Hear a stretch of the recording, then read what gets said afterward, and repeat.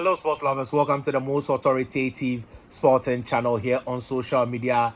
2025 is promising to be a very good year for the sports of boxing, as a lot of big fights are expected to be made or finalized within the next few weeks. One that has been reported to be finalized for September later this year is Canelo Alvarez and Terence Crawford.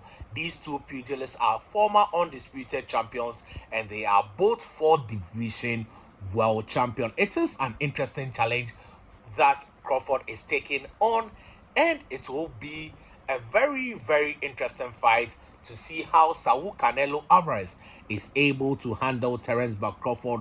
He being a quite skillful fighter than most of Canelo Alvarez's recent opponents besides Floyd Money Mayweather. But before I get into it, let's remember to subscribe to the channel, press the bell icon, express your views in the comment section, and share this particular video with anyone who loves boxing. First, let me bring you a tweet coming from the Ring magazine, which is owned by His Excellency Turkey Al-Sheikh, and I quote, Canelo Alvarez versus Crawford is reportedly now in the process of being finalized for September in Las Vegas.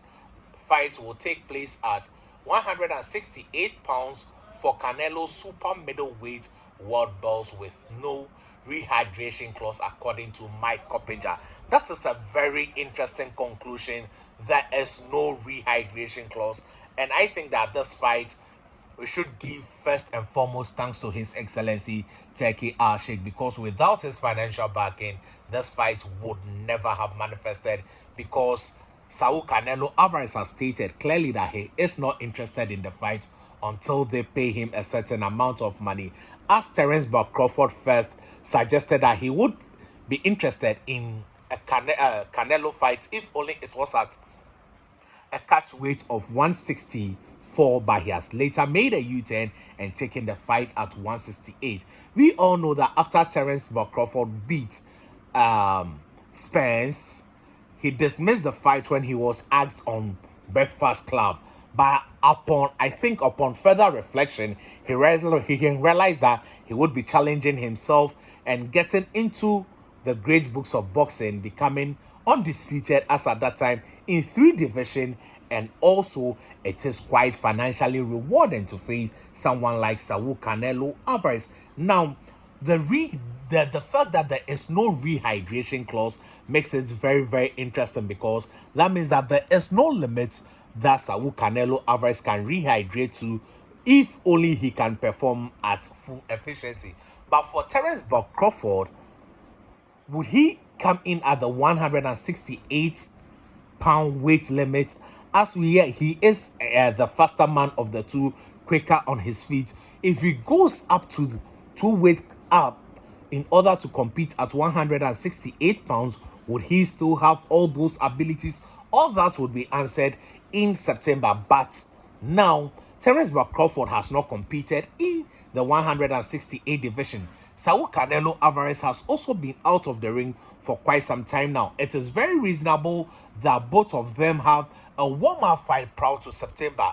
But can someone put a dent in the plans of His Excellency Turkey Al-Sheikh? It happens all the time, as Hamir Munguia recently suffered an upset. So, what is the plan of His Excellency Turkey Al-Sheikh? Now, if the winner of this fight would go straight up onto the pound for pound list, overtaking Alexander the Cat Usyk, trust me, because these are 2 very skilled fighters.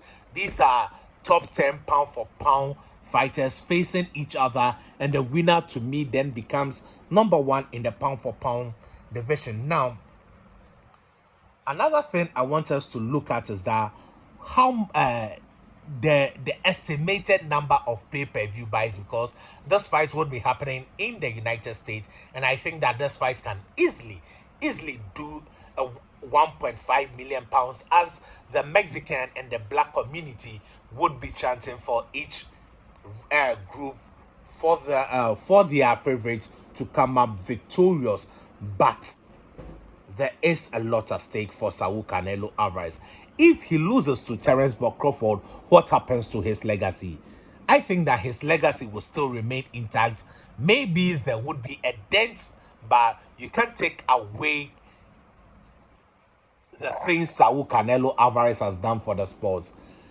Since the Floyd Money Mayweather fight, he has taken up a lot of challenges, and the only challenge that was left for him to take was David Benavidez, which he stated that he needed $150 million or $100 million in order to take up that particular fight. But that David Benavidez is going another route where he would be fighting later this year against the Cuban. Now, one thing I also want us to look at is the scale, the tail of the tape. As Terence Crawford is the older man of the two among both fighters. Terence Crawford is 37 years. Saul Canelo Alvarez is 34 years. Terence Crawford is a little bit taller than Canelo Alvarez. He stands at 5'8", whilst Canelo is 5'7".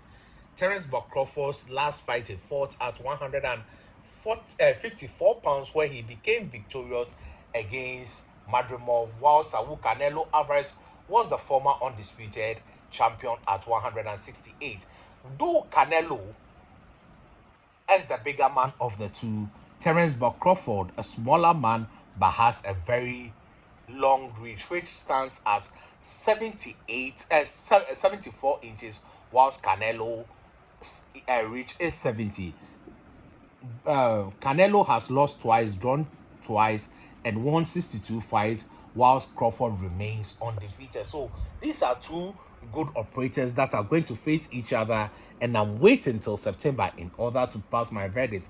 But I still tip Saul Canelo coming in to this particular fight as favorite because he is more accustomed to the weight. There is no rehydration clause, and he would have more explosive because he would have taken punches from bigger men, unlike Terence Crawford, who tends to get hit with a straight left sometimes. And I think that he needs to be on his A game. He doesn't need to make mistake in order to face Saul Canelo Alvarez. He has been dropped before against the name would come later in the video, but I think that this is a very good fight. If it's officially announced in the next few weeks, I think that a lot of boxing fans are going to patronize this fight, and we would be rallying for the sports to grow. As His Excellency Teki Ashik is in the business, there are a lot of fights that has been reported to be made, and I'll be bringing you my take on that because Jerome Booth Ennis has been and Esteanes has been reported to be in the final stages, whilst it can be announced this week. And also Akoli versus Luis Ortiz is also being reported to have been made. So there are a lot of interesting matchups coming up, and 2025 is looking like a very good year for the sports of boxing. So if this is the type of content you do enjoy on social media, this is the right channel to be. So please hit the subscribe button, press the bell icon, express your views in the comment section, and please do share with anyone who loves boxing.